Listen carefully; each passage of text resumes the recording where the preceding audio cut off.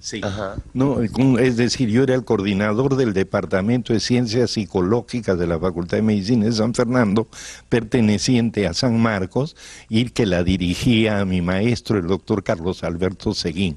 Honorio Delgado fue el introductor teórico en 1915 del psicoanálisis, diría yo, no solamente en el Perú, sino en Latinoamérica. Pero luego de mantenerse muy próximo al psicoanálisis, después de 15 años hizo un viraje libre, y él ha debido tener sus razones y hay que respetar, porque tenía una calidad personal y era un hombre de gran cultura y gran conocimiento. Se sitúa en una posición cuestionadora y crítica, y fue Seguín, su sobrino, el que, llegando a Lima en 1941, forma el Departamento de Psiquiatría del Hospital Obrero de Lima, donde yo estuve presente desde el primer año de la facultad, porque le pedí al doctor Seguín asistir a las reuniones clínicas de todos los sábados de 9 a 12. Cuando terminé mi carrera, entré a hacer mi internado en el Hospital Obrero con él, y luego trabajé ya como médico del Hospital Obrero 4 años más, hasta que me fui a Londres con una beca inicial del British Council y después del Department of Foreign Offices del Departamento de Inglaterra sobre esto, y estuve 5 años más en Londres. Yo quiero mucho al Perú, pero soy universalista. Creo que los valores universales son fundamentales, y soy contrario a todo tipo de restricción, de discriminación o de marginación.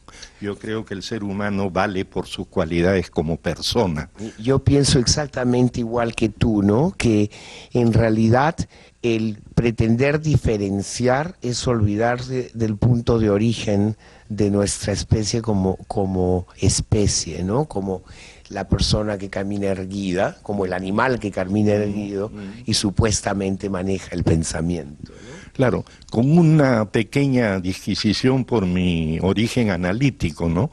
Tú sabes que el elemento fundamental del descubrimiento freudiano fue el descubrimiento del inconsciente, que ya había sido iniciado por poetas religiosos, etcétera, pero Freud lo sistematizó. Y al descubrir el inconsciente y los factores que evidencian su presencia y su realidad, integró al ser humano. Por eso es muy importante tener un conocimiento de todo lo consciente, pero integrado al inconsciente. Que es precisamente el campo de la psiquiatría y del psicoanálisis y de la psicología, ¿no? Sí, sin lugar a dudas. Hay un tema muy importante que yo no quiero dejar de tocar en esta entrevista, es el hecho que tu padre, como hijo de terratenientes, como abogado, es todavía de la generación del terrateniente, del hombre culto, que habla el quechua con su gente. Excelente. Mi padre era un quechua hablante. Pero eso es lo que hacía que haya una integración en el país, porque se podía conversar en el mismo idioma, y eso depende, históricamente se interrumpe. ¿Qué crees que puede haber sido una de las causas principales?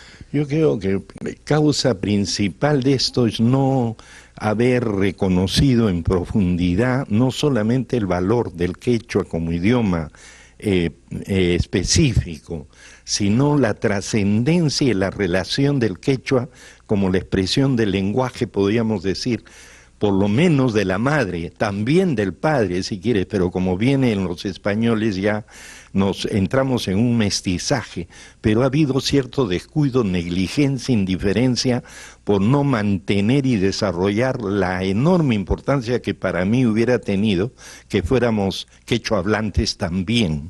Una cosa muy importante, ¿tú crees que ese quiebre puede haber sido producto, por ejemplo, de la reforma agraria, que crea una escisión histórica entre el pueblo y las clases pudientes, o más? No creo que ha sido un fenómeno de devaluación y un fenómeno autodestructivo de no valorar en realmente la dimensión que tiene ese idioma, no solamente como idioma, digo que es muy lindo y que me encanta escucharlo y oírlo cuando hay bailes, músicas, canciones, etcétera. Manuel Chaprado, por ejemplo, caramba, que tiene canciones lindas en quechua, y creo que es ese descuido, esa negligencia, esa indiferencia de una actitud ambivalente contra lo propio, ¿no? Hubiera sido importante que este fuera uno de los compromisos fundamentales de mantener un desarrollo de algo que pertenece a nuestra historia y a nuestros orígenes. Claro, muy interesante lo que dices.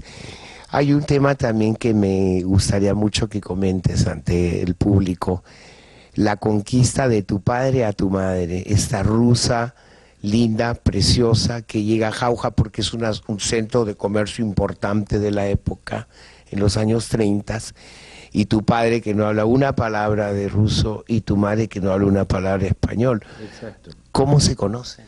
Bueno, mi madre vino con su hermana y su cuñado y fue a vivir al segundo piso de donde existía la notaría de Jauja, que era dirigida por mi tío abuelo Santiago.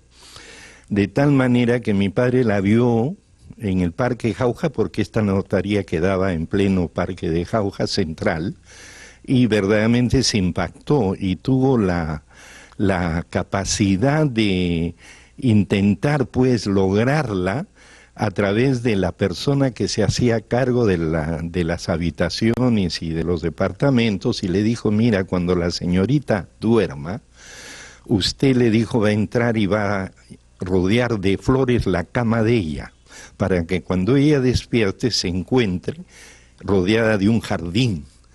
Y eso la impactó indudablemente a mi madre y iniciaron un vínculo, no a un nivel de lenguaje común, sino a través de todas las manifestaciones afectivas, emocionales y sensuales, etcétera, que establece y que se manifiestan en el amor.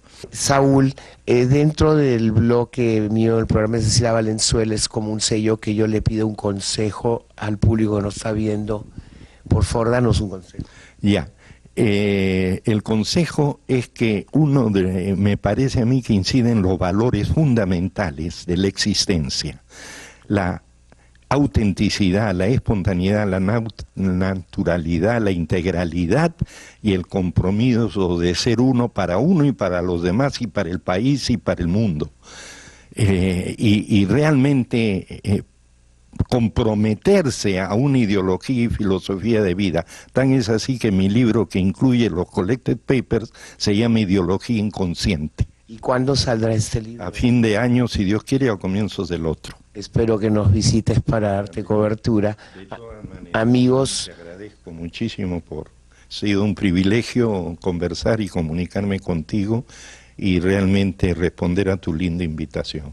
muchísimas gracias, para mí es un verdadero honor. Amigos, ya escucharon a nuestro entrevistado. Hay que ser coherentes con lo que uno va a hacer en la vida, amarse a sí mismo, desarrollarse y desarrollarse también con un compromiso de que no estamos viviendo solos, que estamos rodeados por gente, y nuestra obligación moral es no solamente cuidarnos a nosotros mismos, sino a todos los que nos rodean. Muchísimas gracias. A ti, muy agradecido. Gracias. Realmente, Naguib. Gracias y hasta la próxima. Muchas gracias.